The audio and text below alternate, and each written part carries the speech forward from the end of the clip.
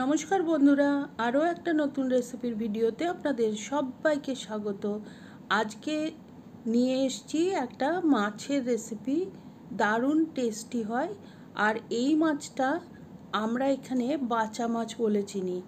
আপনারা কি মাছ বলে এটাকে ডাকেন বা চেনেন সেটা অবশ্যই কমেন্ট করে বলে যাবেন। এটা অনেকটা পাবদার মতো দেখতে হলেও পাবদা মাছ না, আর ভীষণ টেস্টি হয়। তো আসুন দেখে নিই রেসিপিটা।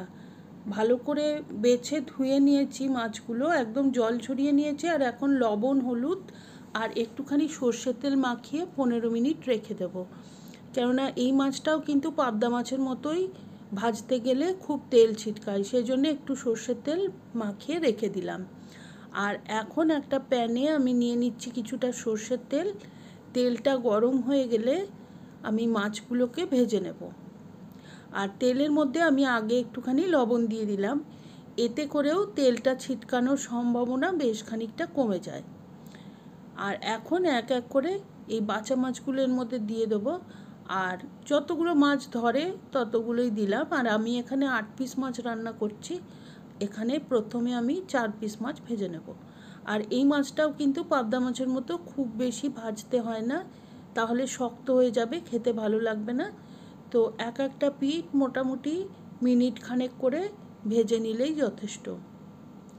আর দেখুন, কথা বলতে বলতে এক প্রস্থ মাছ কিন্তু আমার ভাজা হয়ে গেছে। মাছগুলোকে তুলে নিচ্ছি, আর পরের ব্যাচের মাছগুলোকে একইভাবে আমি তেলের মধ্যে দিয়ে ভেজে নেব। আর সমস্ত মাছ ভাজা হয়ে গেলে আমি তেলটা একটু কমিয়ে নিয়েছি, আপনারা চাইলে পুরো তেলটাই রাখতে পারেন। 1 চা চামচ কালো জিরে, একটা চেরা কাঁচা লঙ্কা ফোড়ন দিয়েছি। ফোড়নের সুন্দর গন্ধ বের হয়ে গেলে দিয়ে দিচ্ছি একটা মিডিয়াম সাইজ পেঁয়াজ।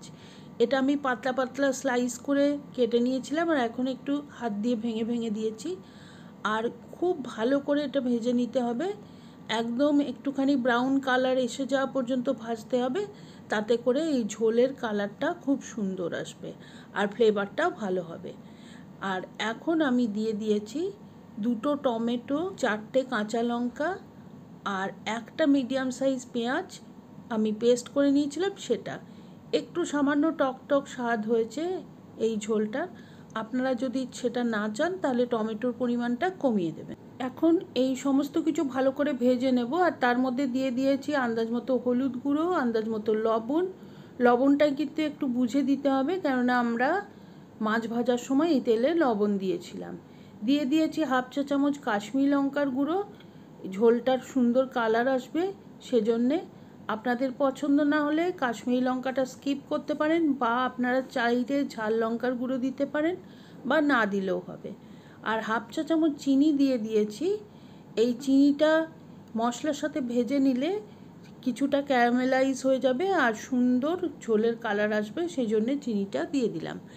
এখন মশলাটা খুব ভালো করে কষিয়ে নেব, একটু ঢাকনা দিয়ে 2-3 মিনিট রেখে দিয়েছিলাম একদম মিডিয়াম টু লো হিটে।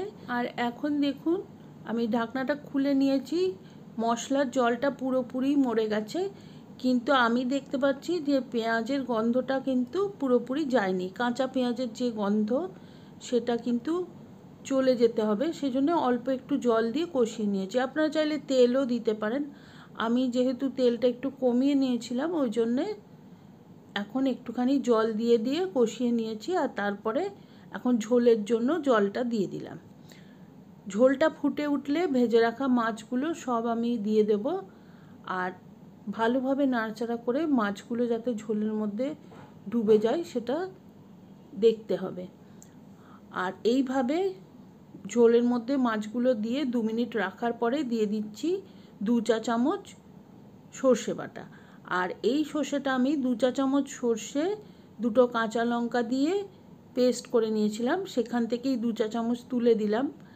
আর দিয়ে দিয়েছি একটুখানি জল। 4টে চেরা কাঁচা লঙ্কা দিয়ে দেব। আর ঢাকনা দিয়ে এখন 5 মিনিট আমি এটা সেদ্ধ হতে দেব। আর এখন 5 মিনিট বাদে ঢাকনা খুলেছি, আমার রান্না প্রায় রেডি। দিয়ে দিয়েছি কিছুটা ধনেপাতা কুচি। আপনাদের কাছে যদি ধনেপাতা থাকে তাহলে এটা অবশ্যই দেওয়ার চেষ্টা করবেন, এতে করে এই ঝোলের স্বাদ এবং গন্ধ দুটোই অনেকটা বেড়ে যায়। আর এখন আমি ঢাকনা দিয়ে গ্যাসটা অফ করে দেবো, আর 10 মিনিট স্ট্যান্ডিং টাইম দেওয়ার পরে গরম ভাতে সার্ভ করব এই বাঁচা মাছের ঝাল। আপনার বাড়িতে অবশ্যই ট্রাই করবেন, কমেন্ট করে জানাবেন কেমন লাগলো। রেসিপিটা বানালে ছবি শেয়ার করতে পারেন আমার ফেসবুক পেজে। আর রেসিপিটা ভালো লাগলে please like, share and subscribe my channel.